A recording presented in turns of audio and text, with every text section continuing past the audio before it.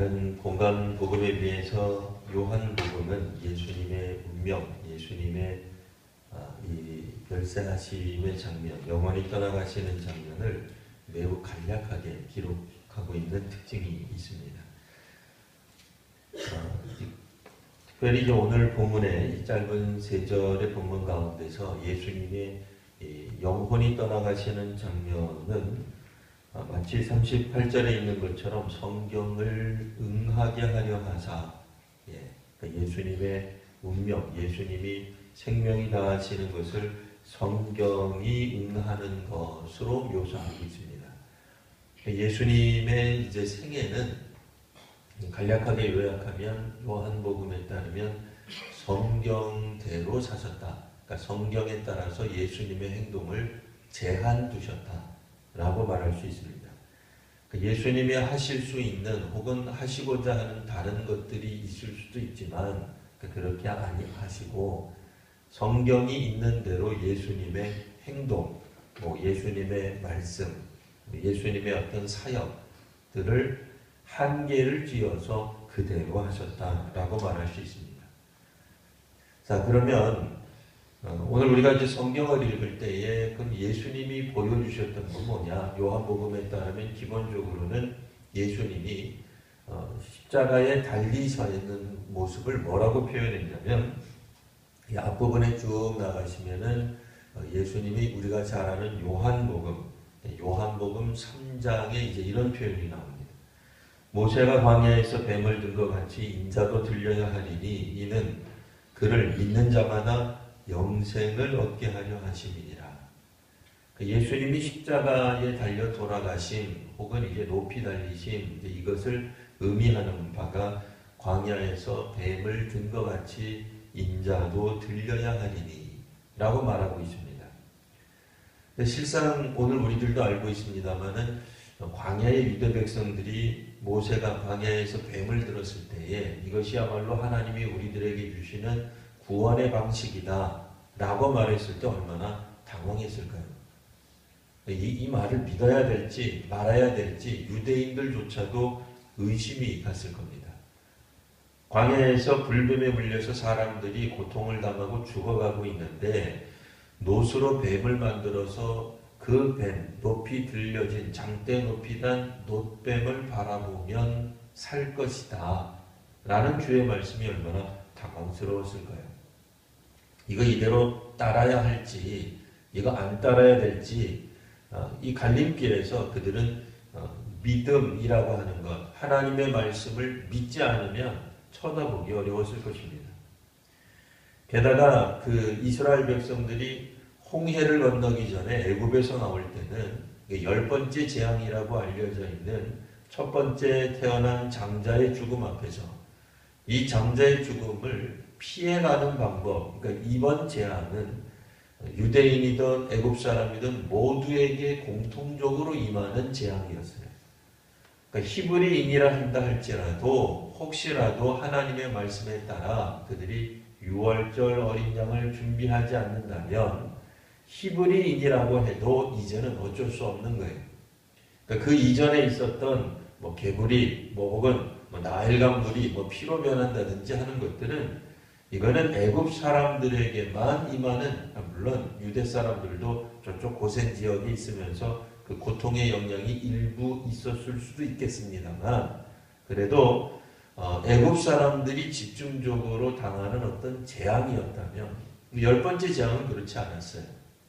애굽 전역에, 그러니까 이집트 전역에 나타나는 하나님의 심판 혹은 하나님의 역사하심과도 같은 거였습니다. 자, 그런데 이제 거기서 이스라엘 백성들, 히브리인들이라도 좀 의심되는 의아한 것이 있었죠. 그러니까 뜬금없이 갑자기 양을 잡아다가 그 양을 문설주에 바르고 혹은 몇몇 가지 어떤 행동들을 하라는 겁니다. 그러면 당장 일어나지도 않은 이 놀라운 일, 장자의 죽음이 있을 것인데 장자의 죽음을 면하게 될 것이다 라고 하는 얘기예요. 이런 이야기를 들을 때 히브리인이라고 해서 이게 쉽게 이해가 됐을까요? 아무리 하나님이 애굽 땅에서 9가지 재앙을 보여줬다 하더라도 쉽게 이런 행동을 어떻게 보면은 뭐 뚱딴지 같은 거잖아요. 뭐 기록에도 없던 거잖아요. 역사에도 없던 거잖아요. 전통에도 없는 거잖아요. 그러니까 어디서 양의 피를 바르면 우리의 큰아들이 살아남을 것이다. 이거 어떻게 믿겠습니까? 광야에서 뱀에 물렸는데 노수로 만든 뱀을 쳐다보면 살 수 있다. 이것도 참 어려운 얘기죠. 근데 요한복음은 특별히 이제 우리가 성경을 읽다가 보면 다른 성경에 비해서 유대인이 아닌 사람들을 배려하는 듯한 그런 표현들이 많이 나옵니다. 그래서 무슨 단어는 뭐 히브리 말로 무슨 뜻이다. 뭐 이렇게 설명을 해주고 있어요. 자, 그러니 이 유대인들조차도 사실은 구약의 히브리인들조차도 구약 성경 당시에 이해가 되지 않았어요. 심지어는 예수님의 모습을 세례 요한이 보라 세상 죄를 지고 가는 하나님의 어린 양이다 라고 이야기를 했어도 유대인들도 못 받아들였어요. 그러니까 기본적으로 예수님의 십자가 사역, 예수님이 고난당하심, 예수님이 별세하심은 유대인들에게 그나마 유대인들이 쉽게 이해할 수 있는 상징을 가지고 있습니다. 첫 번째 상징이 유월절 어린 양이라고 하는 거예요. 두 번째는 광야에서 뱀이 들린 것처럼 예수님도 들린다는 거예요. 또 세 번째는 광야에서 이스라엘 백성들이 만나를 먹고서 살았는데 이제는 하늘로부터 내려온 생명의 떡인 예수님을 먹어야 산다는 거예요. 다 그래야 영생과 생명과 연관이 있다는 겁니다. 유월절도 생명과 연관이 있어요. 뱀에 물린 사람들이 못뱀을 보는 것도 생명과 연관이 있습니다. 만나와 메추라기를 먹은 사건 혹은 광야에서 물을 마신 사건도 생명과 연관이 있는데 그 구약 성경에 나와 있는 이미지, 상징들을 이해할 수 있는 유대인들조차도 사실 예수님의 말씀이 잘 이해가 되지 않았어요. 하물며 유대인도 아닌 사람들이 예수님의 십자가를 이해하려고 한다면 더더욱 이해가 잘 가지 않는 그런 내용이 될 겁니다. 왜냐하면 예수님의 십자가라고 하는 것은 로마 시대에 로마 사람들이 행하던 사형수에게 행하는 사형제도요, 사형 형틀이기 때문에 그래요. 그것은 끔찍한 범죄를 저지른 사람이 바로 그곳에 달려 죽게 되는 것입니다. 우리로 말하면 뭐 단두대 같은 거예요. 형장 같은 거예요. 사형수가 마지막에 그의 생명을 다하는 그곳인데 어떻게 그곳에서 우리가 생명을 이야기할 수 있으며 또 하나님의 사랑을 이야기할 수 있겠습니까? 이 어려운 이 간격이 있습니다. 간격이 매우 넓습니다. 근데 우리 이렇게 생각해 볼 수 있습니다. 구약의 백성 이스라엘 사람이라 할지라도 맨 처음에 애굽에서 떠나가기 위한 방식으로 양을 잡아서 피를 바르는 이 행위를 해야만 했습니다. 이거는 남이 해줄 수 있는 행동이 아니라 우리 자신이 각자가 해야 되는 일이었어요. 혹 광야에서 사람들이 하나님께 대한 불신이 있었을 때에 이 불신을 해결할 수 있는 방법, 그 불신으로 말미암아 사람들에게 온 이 사망의 문제를 해결하는 방법은 노수로 만든 뱀을 쳐다보는 것이었습니다. 굉장히 당황스러운 방법이죠. 그러니까 우리가 만일 히브리 백성이라고 생각한다 하더라도 선민이라고 생각한다 하더라도 하나님이 우리를 이끄시는 방식이 매우 생경한 거예요. 상당히 당혹스럽게 하는 겁니다. 그러니까 인간 이성으로 쉽게 이해가 되어서 판단이 되어서 잘 납득이 되어서 믿을 수 있는 방식이 아니라는 겁니다. 그러니 예수님의 이 십자가 사역을 하나님의 사랑이라고 처음 듣는 사람들은 그런 질문을 할 수 있습니다. 아니 왜 이렇게 복잡하게 하나님 사랑을 계시하실까? 하나님이 참으로 계신다면 그냥 우리에게 와서 잘 설명해 주면 되는 거 아닌가? 십자가 말고 다른 방식은 없는가? 여러 가지 우리들이 생각들을 할 수 있습니다. 교회 처음 다니는 사람들이 질문하는 게 그거잖아요. 왜 하나님은 낙원에다가 에덴 동산에다가 소위 말하는 선악을 알게 하는 나무를 두셨을까? 차라리 두지 않았더라면 사람들이 죄도 안 지었을 텐데, 그러면 낙원에서 쫓겨나지 않았을 텐데, 왜 하나님은 가인의 제사는 안 받으시고 아벨의 제사는 왜 따로 받으시는가? 수많은 질문들이 생기게 되죠. 왜 하나님은 그러면 전 세계에 동시에 다발적으로 나타나셔서 우리를 믿게 하시면 되지, 왜 히브리 민족만 택하시고, 그런 생각할 수 있잖아요. 결국 기독교라고 하는 것은 이스라엘의 종교 아니냐, 이스라엘 민족의 신이 결국 세계의 신이 된 건 아니냐, 만 가지 생각들이 다 들게 될 겁니다. 오늘 사람과 하나님과 사람 사이의 그 간격이 죄라고 우리들이 알고 있습니다. 그리고 이 죄의 문제를 해결하시기 위해서 하나님이 우리들에게 제시하신 방법이 바로 용서의 길이며 화목의 길이며 사랑의 길이라고 하는 것을 알고 있습니다. 그러나 믿음의 사람들만 이해하고 아는 것이지, 믿지 않는 사람들은 여전히 이 말씀이 우리들에게 거친 말씀이 될 겁니다. 신앙생활하며 교회를 다니면서도 여전히 하나님의 사랑은 사람들에게 의혹 혹은 당혹스러운, 또 받아들이기 어려운 믿음의 문제에 속해 있습니다. 하나님이 제시한 방식이 사람들에게 이해가 되고 납득이 돼서 믿는 사람들이 없습니다. 사실 우리들도 그렇잖아요. 우리 믿음의 사람들도 그렇습니다. 어떻게 광야에서 뱀을 바라보면 우리가 이 뱀에 물린 사람이 구원을 받는단 말입니까? 뱀에 물린 사람의 그 간절함을 이용한다고 생각되지는 않습니까? 허망하게도 들리잖아요. 하나님이 만드신 방식이라는 것 때문에 오늘 거기에 우리가 유효한 것이 있는 거예요. 의미가 있는 거예요.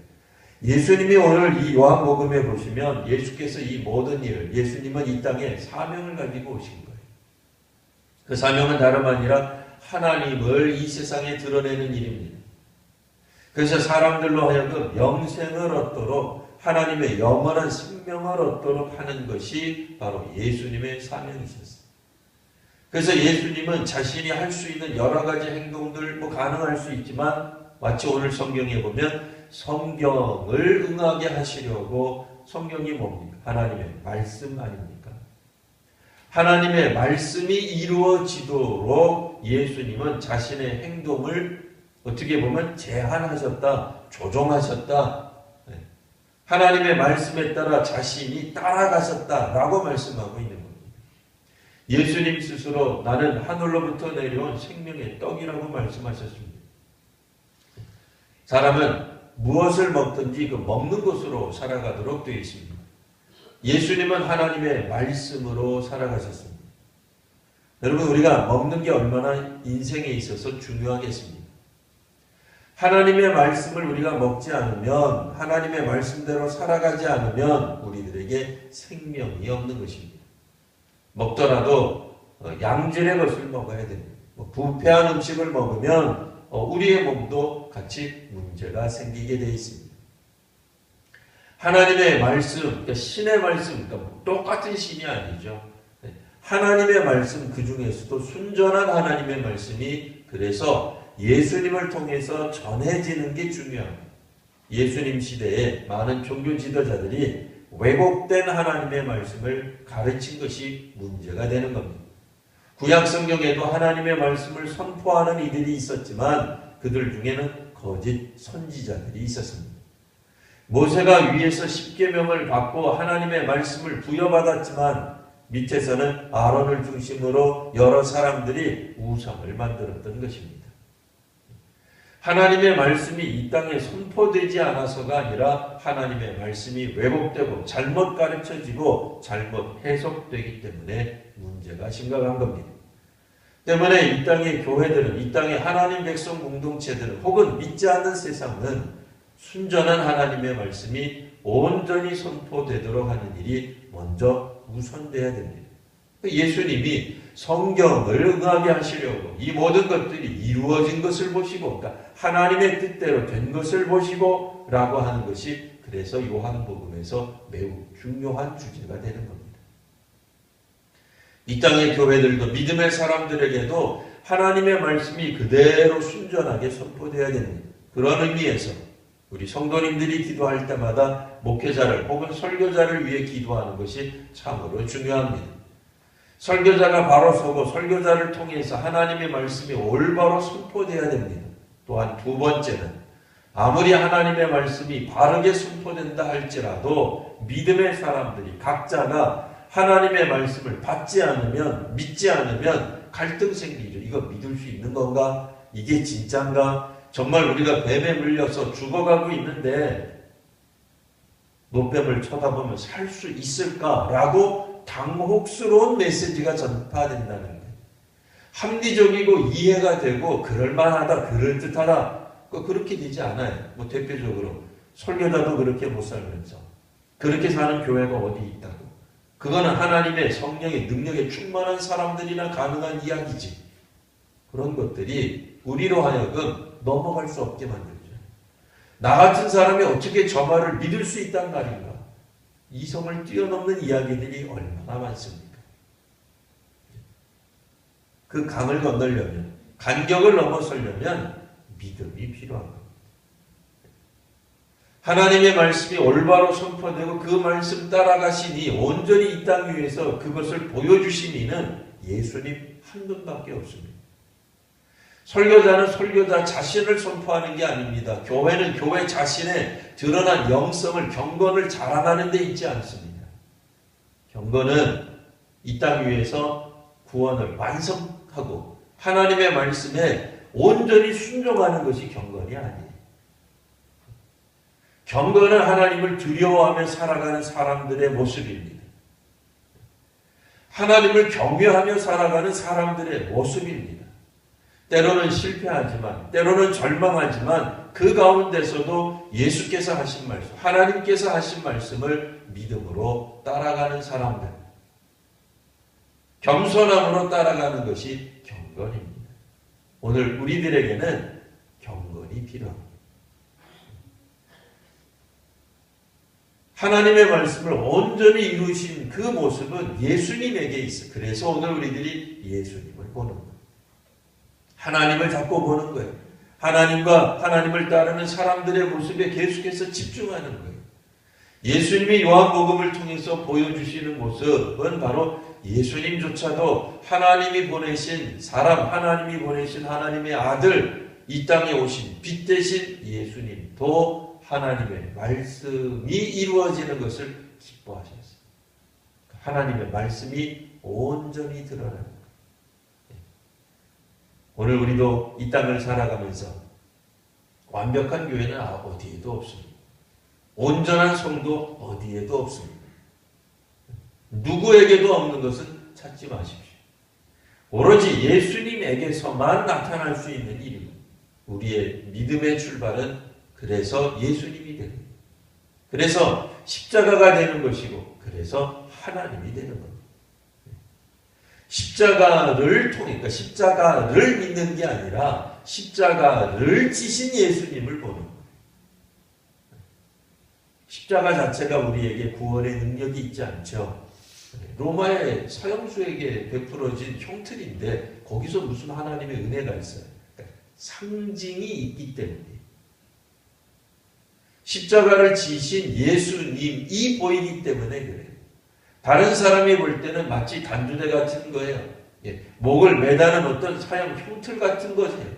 그러나 우리들은 그것을 보지 않고 그것 넘어 뒤에 계시는 예수님, 하나님의 사랑을 보게 되는 거예요. 유월절의 어린 양이 우리를 구원케 하는 것이 아니라 어린 양 뒤에 있는 하나님의 말씀을 보는 거예요. 모세가 만든 노뱀이 우리를 구원하는 것이 아니라 노뱀 저 뒤편에 있는, 그러니까 노뱀을 상징으로 해서 그 뒤에 있는 하나님의 말씀, 그러니까 성경, 계시, 하나님이 우리에게 말씀하신 그 어떤 것들이 있는 거예요. 하나님의 말씀은 곧 하나님이십니다. 구약성경이든 신약성경이든 오늘 우리 예수님의 죽으심을 통해서 그러니까 요한복음은 끊임없이 내가 다 뭘 다 하나님이 보내신 그 사명을 다 이루었다. 내가 이 땅에서 해야 될 사명을 다 이루셨다는 거예요. 사명이란 하나님의 뜻을 이룬 것을 말해요. 오늘 교회가 혹은 그리스도인들이 이 땅에 태어나서 혹은 출생해서 살아가며 하는 수많은 하나님의 사명들이 있습니다. 사명을 감당하는 것은 하나님을 드러내는 일입니다. 오늘 우리가 예수님의 죽으심을 통해서 다시 한번 하나님을 드러내고 하나님의 사랑이 드러나는 이런 귀한 은혜가 오늘 우리 성도님들, 저와 여러분 모두에게도 함께 임하는 귀한 은혜의 하루가 되시기를 바랍니다. 기도하겠습니다. 걸어가신 주님, 오늘 주님의 별세하심을 통해 다시 한번 하나님을 보게 하여 주시니 참으로 감사합니다. 하나님의 말씀에 순종하며 하나님의 뜻을 드러내며 하나님이 우리를 사랑하심을 다시 한번 보게 되는 확신하는 순간, 또 확인하는 순간, 다시 한번 우리들 결단하는 순간들이 되게 하여 주시옵소서. 이 아침에 또한 하나님 앞에 귀한 예물을 드린 이들이 있습니다. 주께서 이 예물들을 받으시고 하나님의 은혜 가운데 더욱더 주님의 인도함을 받는 귀한 오늘 하루가 되게 하여 주시옵소서. 새벽을 통해 하나님께 나온 이들이 있습니다. 이들의 수고와 노력과 또한 섬김과 또 하나님 앞에 나온 이 믿음의 모습들을 주께서 기억하여 주시고 더더욱 크신 은혜 가운데 오늘 하루를 살아가게 은혜를 더하여 주옵소서. 걸어가신 우리 구주 예수님 이름으로 기도드리옵나이다. 아멘.